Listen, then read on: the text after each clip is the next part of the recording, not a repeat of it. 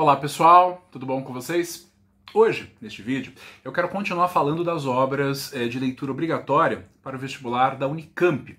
Dessa vez eu quero te dar algumas orientações, algumas dicas de leitura para você compreender os 3 sermões de quarta-feira de cinza do Padre Vieira. São 3 sermões selecionados pela Conveste e que o vestibulando deverá ler para fazer a prova da Unicamp.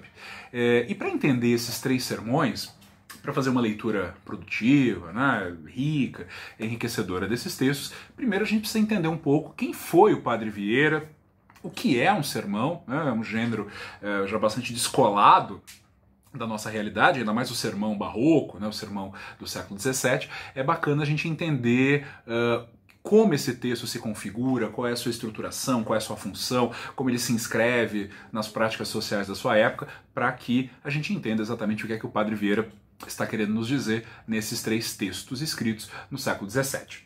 Então vamos começar pensando no Padre Antônio Vieira, que é uma figura de destaque tanto da literatura brasileira quanto da literatura portuguesa. Ele nasceu em Portugal e, muito criança ainda, como seu pai veio trabalhar na colônia, ele se muda para o Brasil. E aqui ele se forma, ele estuda num colégio jesuítico de Salvador, se ordena padre e se torna um membro muito destacado da Companhia de Jesus.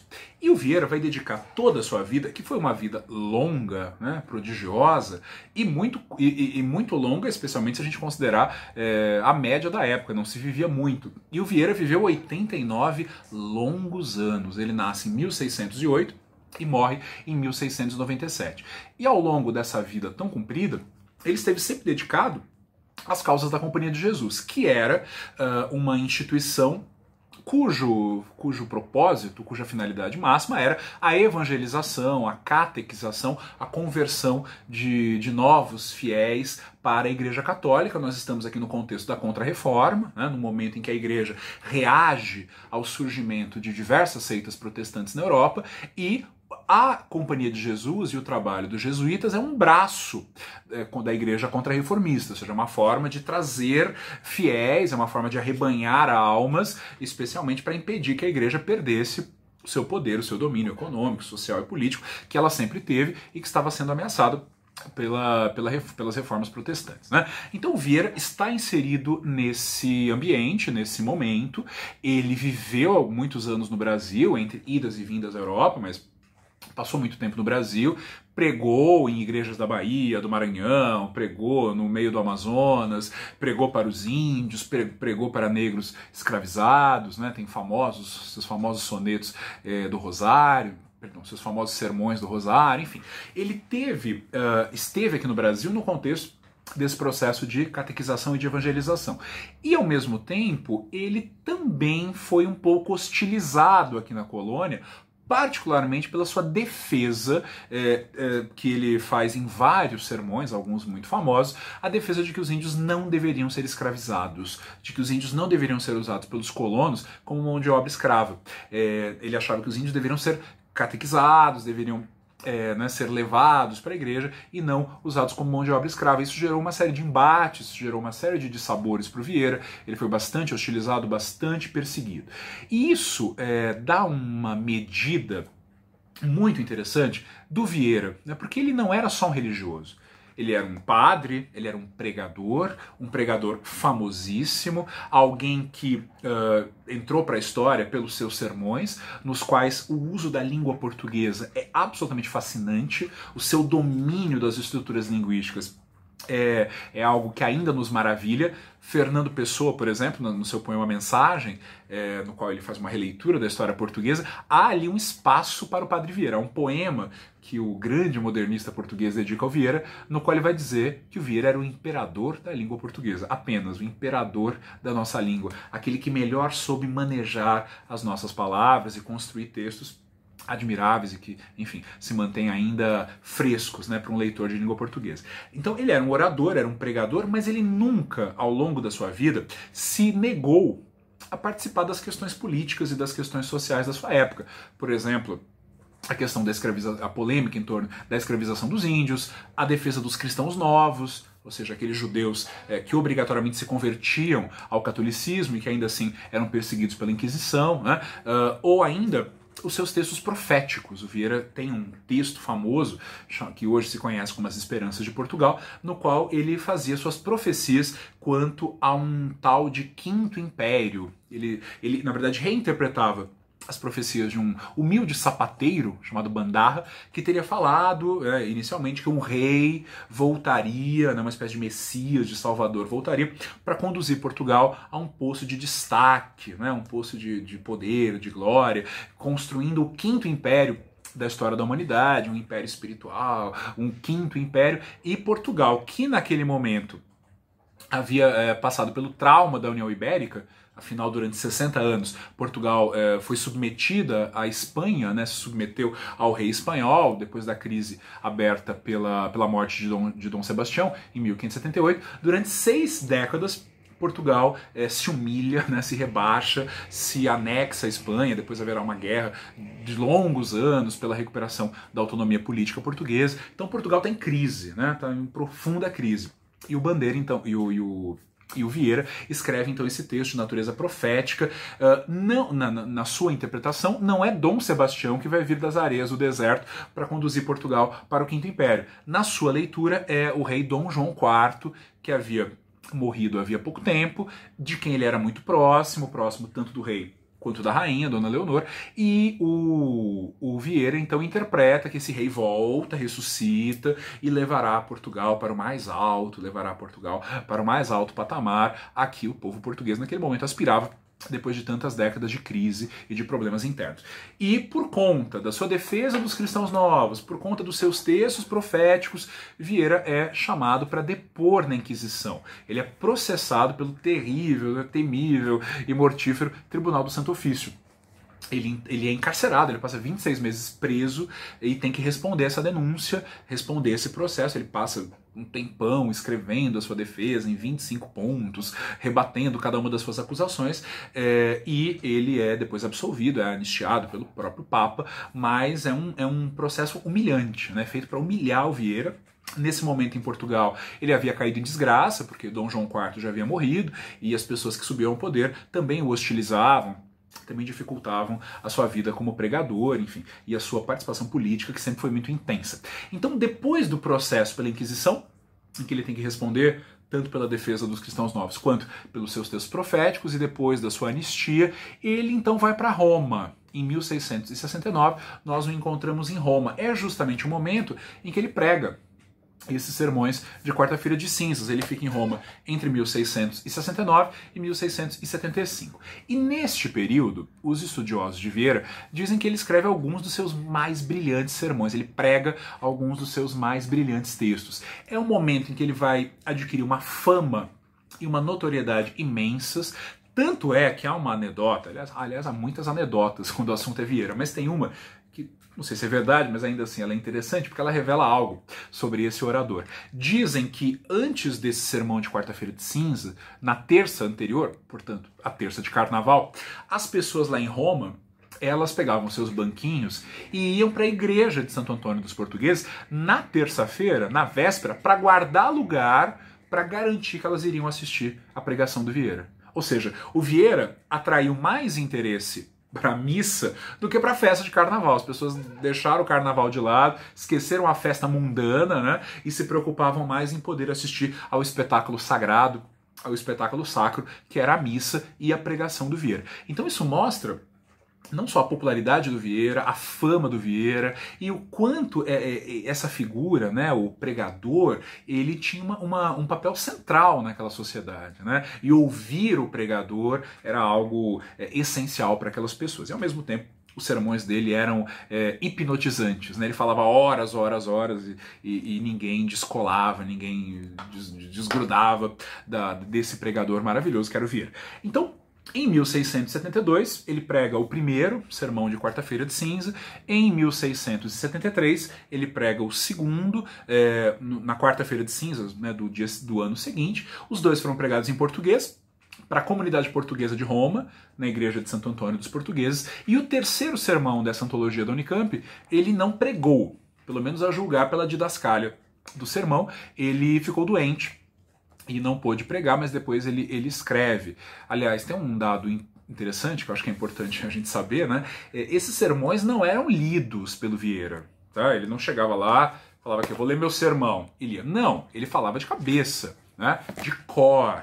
Ele seria, na verdade, a maior ofensa para um pregador ele se socorrer de anotações ou de leituras. Ele subia e declamava, né? Ou seja, também há um papel importante aí para o pregador, para o jesuíta do século XVII, que é a memória. A memória deles era absolutamente prodigiosa. Inclusive, na Companhia de Jesus, durante a sua formação, eles faziam exercícios de memorização. Muitos exercícios. E a memória deles era, assim, incrível. Tanto que o Vieira, quando ele vai preso pela Inquisição, ele redige toda a sua defesa de memória. Não permitem que ele tenha acesso a livros, né, para fundamentar a sua argumentação, e para humilhá-lo, eles não deixam que o Vieira consulte nada. E ele escreve tudo de cabeça, ele cita santos, filósofos, de memória, inclusive até a página ele lembra, né? Então, quer dizer, era outro uso da memória, e nesse aspecto o Vieira é também, nesse aspecto, imbatível, né?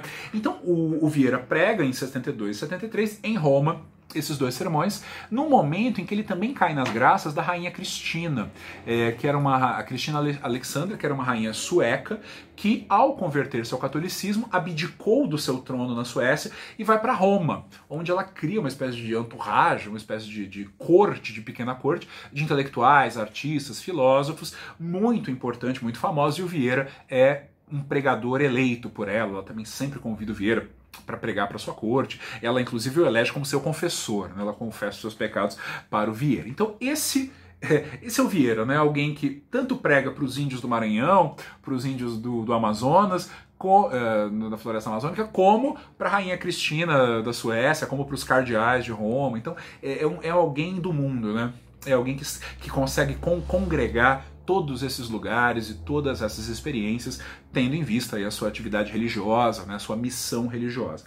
Bem, agora que a gente já sabe o contexto, né, em que esses sermões foram produzidos, a gente precisa entender exatamente o que é um sermão, né? Bem, basicamente, grosso modo, nós podemos dizer que o sermão é um texto cuja finalidade é comentar a palavra divina, é comentar as escrituras, é analisar e explicar algum trecho bíblico, algum trecho litúrgico. Então o pregador, diante dos fiéis, comenta, explica, analisa, ou melhor, decifra a palavra divina, né? Se entendia naquele momento, especialmente no século XVII, mas antes também, que a palavra de Deus ela tinha que ser explicada, porque ela não é transparente. E ela carrega muitas significações, ela carrega muitas implicações e camadas de significado. E quem já leu os sermões da quarta-feira percebe isso com nitidez, né? O Vieira pega um versículo bíblico do Gênesis, que é pulvis es e in pulverem reverteris, és pó e ao pó retornarás, e ele consegue tirar tantas conclusões e fazer tantas análises e tantas relações que você fica meio zonzo, né? É o que se chamava na época de amplificação. Então ele parte do pequeno, de um trecho bíblico, mas ele amplifica de tal modo, ele redimensiona de tal modo e com tanta maestria, que ele vai tirando, na sua leitura vertical, uma série de significados que não estão à primeira vista colocados no texto bíblico, mas que o pregador consegue descobrir, né? Mas não é só a decifração e o mergulho na palavra divina que caracteriza o sermão, mas é também a relação que o pregador faz entre o texto litúrgico e a realidade social, política, material, concreta dos ouvintes naquela hora e naquele momento, né? Ou seja, o pregador consegue iluminar a realidade daqueles daqueles fiéis, no caso aqui do século XVII, com um texto antigo, com as escrituras, né? O Vieira é um mestre em fazer isso. Como exemplo, só para você entender o que eu estou querendo dizer, a gente pode pensar num dos primeiros sermões que deram fama ao Vieira, que lhe deram grande notoriedade aqui no Brasil, que é um sermão que ele pregou quando ele ainda era um padre iniciante, um jovem padre, em 1640, que é o famoso Sermão pelo Bom Sucesso das Armas de Portugal contra as de Holanda. A história era assim: os baianos, Salvador, estavam com medo de uma possível invasão holandesa. Aliás, as naus holandesas já estavam abarcando na Baía de Todos os Santos. A invasão era iminente, poderia acontecer a qualquer momento. E o medo se dava, especialmente porque, se os holandeses de fato conseguissem invadir a Bahia, como já haviam conseguido invadir Pernambuco, na verdade, a Bahia se tornaria um território holandês e também protestante. Ou seja, a fé católica seria perseguida, as igrejas seriam fechadas, os padres seriam presos, os rituais católicos seriam proibidos. Então havia um medo daquela população católica de que a invasão protestante alterasse de forma radical não só a sua vida e a organização política, mas também as suas atividades religiosas. E todo mundo apavorado. E o Vieira, então, no domingo, na missa, porque a missa, naquela sociedade, naquelas práticas sociais, né, a missa tinha uma centralidade, ela era assim, o jornal nacional do século XVII, né, todo mundo sentava para assistir e para ouvir o padre, era algo fundamental. O Vieira sobe no púlpito, no seu teatro, né, no teatro da fé, sobe no púlpito e prega um sermão maravilhoso em que ele parte de um salmo. Ele pega um salmo, uma fala de Davi, e ele consegue amplificar e descascar e trabalhar aquele trecho, que aquele trecho de Davi passa a iluminar exatamente a mesma coisa que os baianos estavam sentindo no século XVII. A sensação de desamparo. Eles se sentiam abandonados por Deus, porque Deus permitia que aquele povo pudesse cair nas mãos de protestantes ou de hereges, né? Ou seja, todos aqueles que não seguiam a fé católica eram chamados de hereges, simplesmente. Ou seja, eu pego um salmo e eu trabalho aquele salmo de tal forma que ele parece cair como uma luva para um problema que se vivia na Bahia em 1640. Então é esse movimento, né? É esse iluminar da vida cotidiana pelas escrituras que faz do pregador alguém que consegue não só presentificar o texto bíblico, né, dar concretude a ele, mas também fazer pregações que interessavam aos fiéis, que se refletiam no seu dia a dia e nas suas preocupações, é claro, né? Agora, além do sermão ser um comentário, explicação, decifração do texto bíblico, ele é essencialmente um texto persuasivo. Isto é, o seu objetivo é convencer, é persuadir alguém. Agora, nós podemos pensar, bem, o sermão ele quer convencer os fiéis, os ouvintes que estão na igreja, mas ele quer convencer como? É só pelo intelecto? É só pelo entendimento? É só pela razão? Não. Porque o sermão barroco, ele não está assentado simplesmente numa estrutura racional. Ele não é um texto meramente intelectual. Ele quer dar um passo adiante. Porque, veja bem, hoje em dia, aliás, a palavra sermão hoje em dia ainda se usa, né? Mas num sentido muito negativo, né? Tipo, minha mãe me passou um sermão, o professor deu um sermão na turma, quer dizer, bronca, né? Faz isso, não faz isso, isso é errado, isso é certo. Isso é um sermão para nós hoje, né? Bem, eu posso passar um sermão em alguém, e vou dar um exemplo aqui bem rasteiro, né? Bem abaixo do Vieira. Você tem que fazer esporte, você tem que fazer alguma prática esportiva, uma atividade física, porque faz bem para a saúde. Se você não fizer, você vai ficar doente e tal, vai ter problemas de coração, problemas de circulação. Eu posso dar um sermão em alguém e eu posso apresentar uma série de argumentos, estudos, provas, argumentos de autoridade que embasem esse meu sermão, né? Só que, de repente, a pessoa que está me ouvindo, ela pode falar, bem, ele tem razão, o esporte é bom, fazer esporte é bom para a saúde, etc., garante uma longevidade. Não, legal, ele tem razão. Mas se a pessoa para aí, se ela só se convence aqui, o sermão não teve efeito, ele não frutificou, né, como o próprio Vieira vai dizer num dos seus sermões mais famosos, né? Não frutificou, não deu fruto, não adiantou nada. Eu quero que essa pessoa no dia seguinte vá até a academia mais próxima, se matricule e comece a ter uma vida menos sedentária. Ou seja, eu quero que ela se mova. Eu quero que ela se movimente, eu quero que ela transforme a sua realidade, eu quero que ela haja de forma diferente. Aí sim o meu sermão vai ter tido efeito, né? E era isso que o sermão do Vieira buscava. O sermão do Vieira tinha como finalidade, e esse era o termo que se usava no século XVII, mover. Mover é você tirar uma coisa de um lugar e colocar em outro, é você pôr em movimento. Então, para o Vieira, o sermão dava certo quando aquelas pessoas saíam da missa depois de ouvi-lo e alguma coisa no seu cotidiano se alterava. Alguma coisa nas suas práticas cotidianas se modificava. Então, elas se moviam, elas se mexiam, elas de alguma forma transformavam a sua realidade. Esse é o objetivo do sermão. Convencer racionalmente, mas também mover. Mas não para por aí. Não é simplesmente mover, é também comover. É também emocionar. O convencimento, a persuasão não está só aqui, ela está no plano dos sentimentos, das emoções e dos afetos. O sermão tem que me afetar, mas me afetar aqui. Ele tem que causar espanto, ele tem que causar maravilhamento. Ou seja, o sermão barroco, ele não é só da ordem da razão, ele também é da ordem do estupendo. Ou seja, a maneira como aquele pregador fala, a maneira como ele constrói o seu raciocínio, as metáforas, as antíteses, os paradoxos, os oxímoros, as aliterações, as personificações, todas as construções figuradas, tem como função também criar no ouvinte o espanto e o maravilhamento pela riqueza da linguagem. Isto é, o sermão também quer deleitar. Ele também tem que ser prazeroso de se ouvir. E ele tem que causar o espanto e o maravilhamento, que é o que o Vieira consegue até hoje, por isso que é o imperador da língua portuguesa, né? Então a questão é, o sermão também tem que se basear numa estrutura linguística muito rica. E o Vieira, como grande pregador que era, ele sabia empregar todos esses recursos que eu citei. Especialmente as antíteses e os paradoxos, afinal estamos no Barroco, né? Uma época em que se trabalha muito com os opostos, com as contradições, especialmente nos sermões de quarta-feira. Os paradoxos serão usados o tempo inteiro, né? Ele é todo construído com base em paradoxos. Bem, então se o sermão quer mover, comover e deleitar, ele tem que partir de uma estrutura que é sempre a mesma, né? Todos os sermões do Vieira se estruturam conforme um gênero muito regrado, afinal nós estamos no século XVII, a literatura era muito mais baseada em regras preceptivas, enfim, seguia caminhos já estabelecidos. E o sermão é um gênero totalmente delimitado em 5 partes. O sermão tem sempre um exórdio, que é onde está o trecho bíblico, o tema litúrgico, sobre o qual o pregador vai tratar. Então você tem lá o que a gente chama de conceito predicável, que é o trecho bíblico, o versículo bíblico. No caso aqui dos nossos sermões, és pó e ao pó retornarás. É o conceito, é a ideia tirada das escrituras, sobre o qual se fará uma prédica, ou seja, se fará uma pregação. Por isso, o conceito predicável. Nos nossos 3 sermões de quarta-feira, o conceito predicável é o mesmo, o trecho bíblico é o mesmo.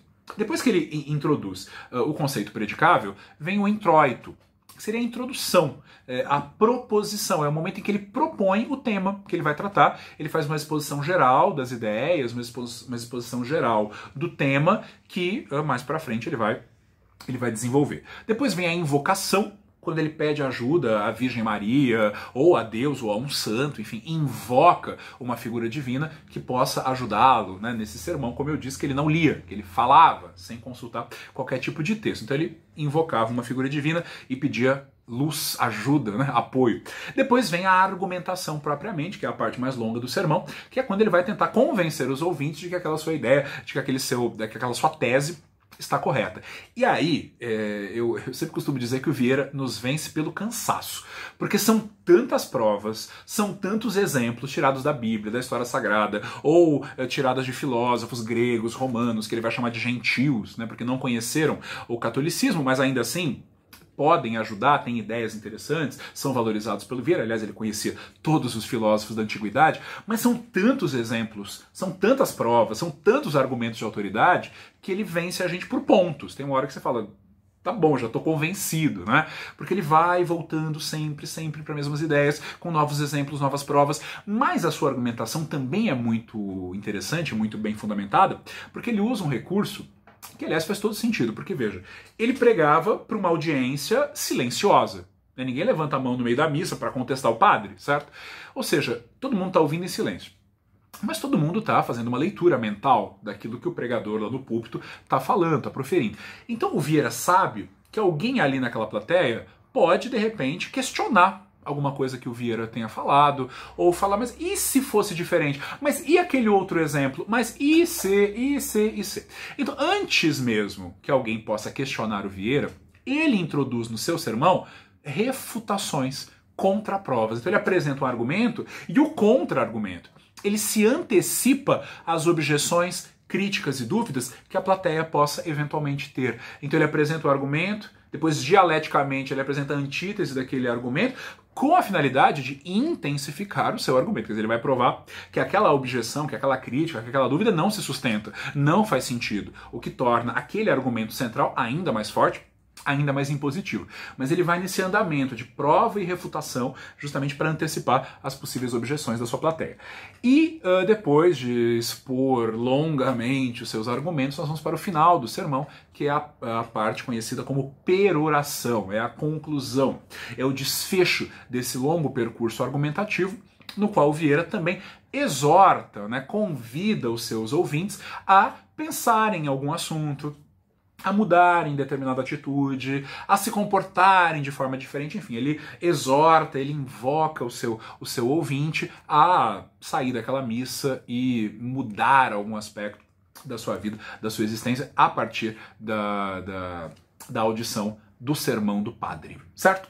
Bem, esses sermões todos, quando você lê, você vai perceber que eles têm essa mesma estruturação. Eles partem do mesmo trecho bíblico, eles partem do mesmo conceito predicável, mas como a palavra divina é rica e interminável na sua profundidade e na sua significação, o Vieira consegue dar 3 andamentos diferentes nos sermões, por isso é preciso ler os 3, porque eles não são idênticos, muito pelo contrário. Mas apesar de tudo, há pontos de contato óbvios entre os 3 textos, que vale a pena a gente ressaltar.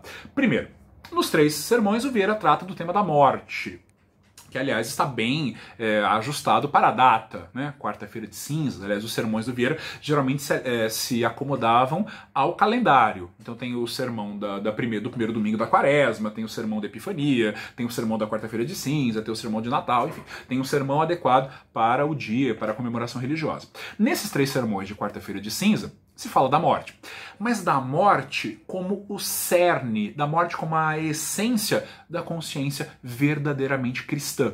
Ou seja, um cristão deve pensar na morte o tempo inteiro, porque a morte é a passagem para a eternidade, para a imortalidade da alma, e é essa vida espiritual que nos interessa, não esta vida, não esta experiência terrena. Isso aqui é enganoso, isso aqui é frágil, finito, transitório. O que importa é o que vem depois da morte. Então a morte tem que estar no horizonte de qualquer cristão. A gente tem que viver bem para morrer bem e para que a nossa alma seja salva a Deus e que a nossa vida agrade a Deus. Então ele vai falar da morte como algo que tem que estar como, digamos assim, o motor da vida e das escolhas do cristão, e ao mesmo tempo ele chama o tempo inteiro a atenção para aquela ideia que pode ser resumida na expressão latina memento homo, que aparece inclusive no primeiro sermão, que é lembrar-se de que somos homens, lembrar-se de que somos mortais, e que, portanto, nossa vida é transitória,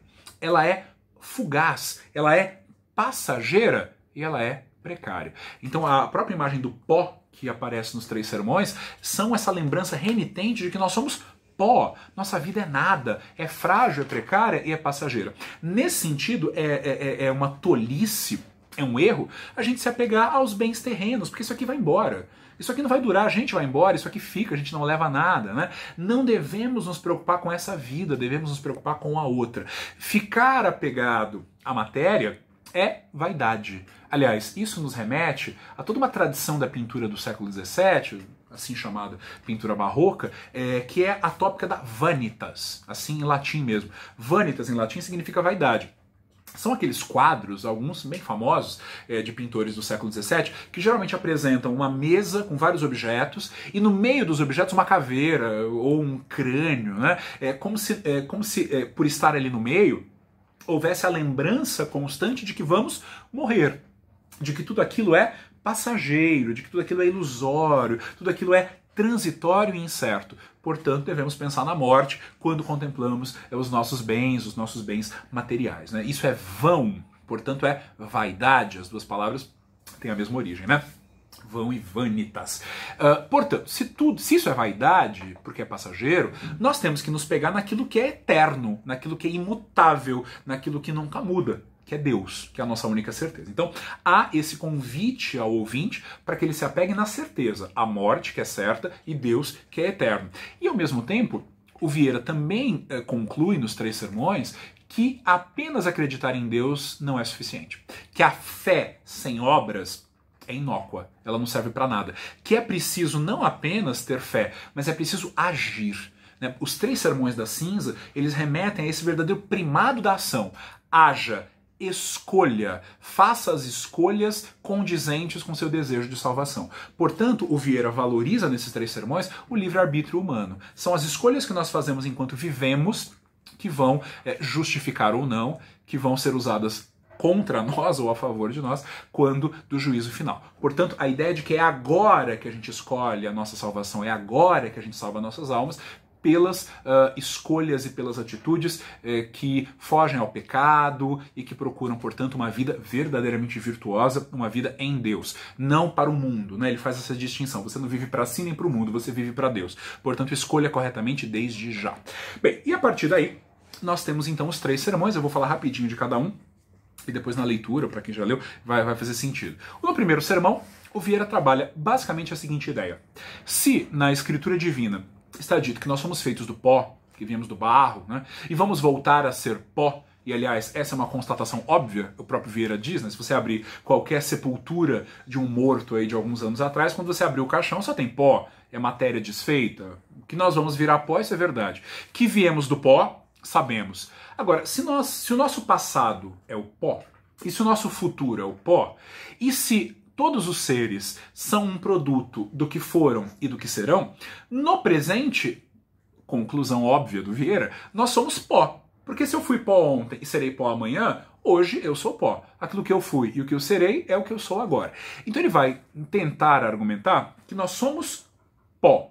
Portanto, que há uma certa essencialidade do humano, que é definido pelo presente, pelo passado e pelo futuro, pelo pó. Né? E se nós somos pó, isso significa que a nossa vida, e ele mesmo vai dizer, é um círculo que nós fazemos de pó a pó. Do pó que fomos ao pó que seremos. Mas durante toda essa trajetória cíclica, nós somos pó em todos os momentos. E ele vai construir um paradoxo, que ele diz assim, a nossa vida é um círculo de pó a pó. E quanto mais eu me afasto do pó, mais eu me aproximo do pó. O que parece paradoxal, porque você não pode se aproximar e se afastar da mesma coisa ao mesmo tempo. Mas no todo da argumentação do Vieira, faz todo sentido. Afinal, se eu saio do pó e volto para o pó, quanto mais eu me afasto do pó inicial, mais eu me aproximo do pó final.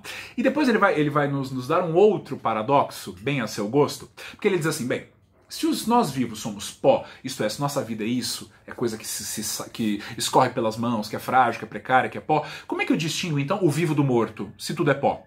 Ele responde, distinguem-se os mortos dos vivos, como se distingue o pó do pó. Parece absurdo, mas o que ele vai dizer? Tudo é pó, só que o morto é pó caído e o vivo é pó levantado. Imagina um montinho de poeira sobre uma superfície. Alguém vai lá e sopra.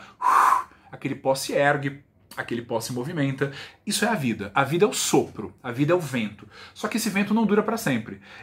Essa ânima, né, esse sopro, ele acaba. E quando esse sopro acaba, o pó cai. Portanto, estamos mortos. Daí a lembrança. Lembre-se, agora você é pó levantado, mas logo você será pó caído. Agora o vento da vida ainda te ergue no ar, mas logo ele acaba e você cai no chão e vira pó caído, vira morto. Né? E aí Vieira vai construir uma série de imagens para reforçar essa ideia. Por exemplo, a imagem interessantíssima da estátua de Nabuco, que ele vai dizer que a estátua era feita de ouro, prata, bronze e ferro. Só que o tempo desgastou essa estátua, e hoje em dia ela é pó. Só que quando você vê os restos da estátua, você já não sabe o que era ouro, o que era prata, ferro ou bronze, porque tudo virou pó de terra. Pó com a mesma cor, pó com a mesma textura, pó com a mesma aparência.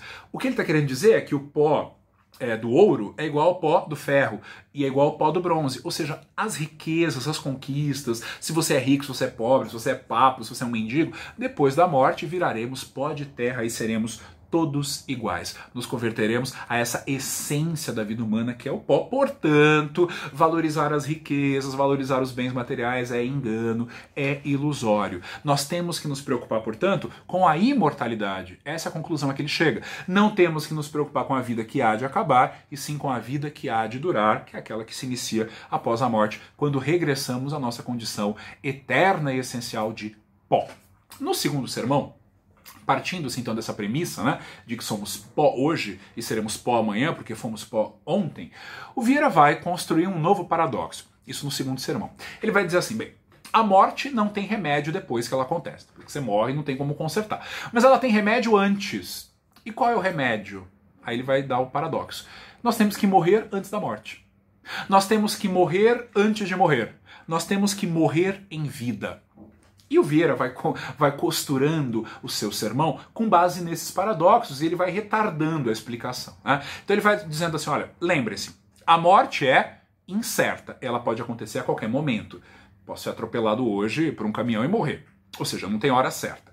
A morte é momentânea, ela é rápida, ela é um estalo. Você está vivo, de repente você morre.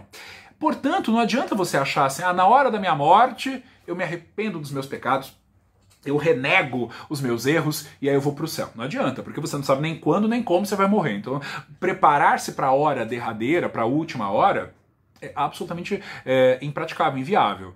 Então, quer dizer, se a morte é terrível, porque ela é inescapável, ela é incerta e ela é momentânea, você não vai esperar a hora da sua morte para se arrepender dos seus pecados. Você tem que começar a viver bem desde agora. Daí a ideia da morte em vida. Você tem que morrer para o mundo. Você tem que morrer para os pecados. Você tem que morrer para tudo, como ele diz, para tudo aquilo que o mundo ama. Na medida em que você tenta buscar essa existência de impecabilidade, em que você está vivo, mas está morto, né? Ou seja, você está morto para o mundo, mas você está vivo para Deus, porque você está pensando na sua salvação, aí você morre em paz. Você está pronto para morrer a qualquer hora, porque você está assegurado de que sua alma será salva. Você viveu bem, você viveu morto para o mundo, morto para os erros, morto para os pecados. Tanto que ele vai dizer assim, eu quero viver em paz para morrer em paz. E ele faz um jogo de palavras, porque quando alguém morre, as pessoas dizem assim, que Deus o tenha. E ele diz, não, eu não quero que Deus me tenha depois, eu quero que Deus me tenha desde agora. Eu quero ser tido por Deus enquanto estou vivo. Porque quando vier a minha segunda morte, tanto que ele vai dizer que a gente nasce uma vez e morre duas, né? Quando vier a morte de verdade, pô, eu tô limpo, eu tô livre das preocupações e livre das perturbações da vida humana, da vida mundana, porque eu tô sempre pensando na segunda morte e não no que ela me propicia, a passagem tranquila e nada duvidosa para a eternidade. Então, o morrer em vida seria a recusa aos prazeres, a recusa a tudo aquilo que me leva ao pecado e a escolha de uma vida virtuosa e, portanto, condizente com a salvação. É curioso, né? Porque aqui o Vieira, nesse conceito de morte em vida, de morte antes da morte, de morte voluntária, ele dialoga um pouco com a filosofia do estoicismo, que era uma corrente filosófica da antiguidade clássica, surgida na Grécia, depois também aparece em Roma, cuja filosofia moral teve uma boa participação na formação do catolicismo, no catolicismo primitivo. Os primeiros que sistematizaram os princípios católicos, cristãos, foram beber na fonte do estoicismo, da filosofia estoica. E, basicamente, assim, de forma muito resumida, o estoicismo poderia ser traduzido no conceito de apatheia, que vem da palavra grega pathos. Pathos significa paixões, emoções, sentimentos. A é um prefixo de negação. Então, apatheia seria a negação das paixões. A negação dos sentimentos fortes, a negação dos sentimentos excessivos. Coisa que em português deu em apatia, mas que aqui tem um sentido mais pejorativo, né? Ruim. Talvez a apatheia estoica fosse melhor traduzida por indiferença. É viver indiferentemente aos ódios, às paixões, aos ciúmes, às iras, às cóleras. Você tem que se blindar, né? Se fechar para esses sentimentos que pela sua intensidade perturbam a nossa alma e excitam as nossas fraquezas. Na medida em que você vive de forma indiferente, buscando, né, nada de excessivo e aceitando o destino tal como ele é, segundo os estoicos, você adquiriria a felicidade, a serenidade, a tranquilidade da sua alma. Então, de alguma forma, essa ideia de impecabilidade do Vieira, que se associa à indiferença e à imperturbabilidade dos estoicos, se cruza de alguma forma, né? Até porque lá na essência do catolicismo isso serviu como base. Agora, há diferenças também, né? Há algumas diferenças sérias entre o estoicismo e o catolicismo, a começar pelo suicídio. Os estoicos não viam com maus olhos o suicídio. Inclusive Sêneca, que é o grande pensador estoico romano, se mata, né? Corta os próprios pulsos e diz a lenda que ele cortou os pulsos dando risada. Porque para ele a morte não estava associada à tristeza, à dor, era uma coisa já para a qual ele tinha se preparado, né? Não era nada de espantoso e ele corta os pulsos. Obviamente o catolicismo não vê o suicídio de forma positiva, né? Então, nesse ponto, os estoicos e os católicos não se encontram. Mas, de alguma forma, esse conceito de apatheia como o caminho da vida, o caminho justo da vida de um cristão, tem algo de estoico, né, na argumentação do Vieira. E o terceiro e último sermão que você vai ler é aquele em que o Vieira constrói mais um paradoxo. Ele diz assim: nós cristãos temos que amar a morte e temer a vida, e não o contrário. Né? Porque as pessoas se agarram à vida, querem viver e temem a chegada da morte. Mas ele diz assim: ora, a morte é o fim dos sofrimentos. Nos liberta desse mundo de enganos, nos coloca próximo de Deus, nos conduz à imortalidade da alma. Por que a gente tem medo da morte? A gente tem que desejar a morte. Então ele propõe no último sermão a morte como o sumo objeto de desejo de um cristão. A gente tem que desejar a morte porque ela dá fim a uma existência que é precária e miserável. que é a nossa existência mundana, em que tudo é incerto. Então ele vai dizer, por exemplo, que a gente vivendo aqui pode ter os bens da graça, da natureza e da fortuna. Ou seja, nós podemos receber uma dádiva da natureza, a saúde. Só que a saúde vai embora. Tão rápido quando ela vem, ela pode ir embora. A gente pode pegar uma doença, né? Um vírus, ou cair de cama. Ou seja, mesmo a saúde que a natureza nos dá, ela não é certa, nem eterna. Os bens da fortuna são os bens da sorte, né? Aquilo que o destino nos dá, afortunadamente. Dinheiro, riqueza, fama, bens, ouro, joias também podem ir embora com a mesma rapidez que vem. E depois que você morre, elas ficam aqui. E da mesma forma os bens da graça, ou seja, a dádiva da salvação. Ela não está dada para o ser humano. Segundo Vieira, a gente tem que lutar por ela. Lutar pela salvação. Como? Lutando contra as nossas fraquezas, na eterna batalha que ele vai dizer entre a carne e o espírito. Quer dizer, o tempo inteiro a gente é acometido por tentações. Se você quer ser um cristão de verdade, você tem que sofrer. Você tem que dizer não aos pecados da carne, você tem que dizer não às suas fraquezas de ser humano, e só assim conseguir finalmente a graça, né? A graça que vem de Deus. Então, quando a gente vive, a gente tem que lutar contra as fraquezas, e a gente tem que estar, digamos assim, ao sabor dos bens que a natureza e a fortuna nos dão e tiram de nós. Então nada que resuma a nossa vida é seguro. A morte é. Portanto, a morte tem que ser desejada. Ela é o fim de todas as atribulações, ela é o fim de todas as preocupações. Ela traz finalmente a paz. Tanto é que ele vai falar do rei Salomão, que ele vai dizer que é um grande sábio, e ele diz que Salomão teria dito que preferiria dar parabéns aos mortos e dar pêsames aos vivos. Quer dizer, lamentavelmente você está vivo. Que pena que você não está morto, porque a morte é a tranquilidade última da alma e o fim de todas as preocupações e o fim de todas as instabilidades dessa vida miserável de humanos, né, presos a um mundo de enganos, a um mundo de ilusões. Então é o cultivo da ideia da morte e da morte em vida, né? Quer dizer, primeiro você morre para o mundo, depois você morre, mas essa segunda morte é o apacentamento de todas as tristezas, de todas as tragédias e o início de uma vida realmente autêntica, a vida do espírito que deveria ser desejada e cultivada por todo verdadeiro cristão. Então esse é o caminho dos 3 sermões do Vieira. Espero que a aula possa ter ajudado vocês a entenderem esses textos, são difíceis mesmo, mas são maravilhosos. Quando a gente mergulha no Vieira, a gente tem uma experiência de linguagem que é única, né? Que é única e definitiva. Então espero que a aula possa ter ajudado. Leiam, se não leram ainda, mergulhem nesses textos e obrigado por assistirem ao vídeo e a gente se encontra numa outra aula sobre alguma outra obra cobrada num grande vestibular. Tchau, tchau, pessoal. Até mais.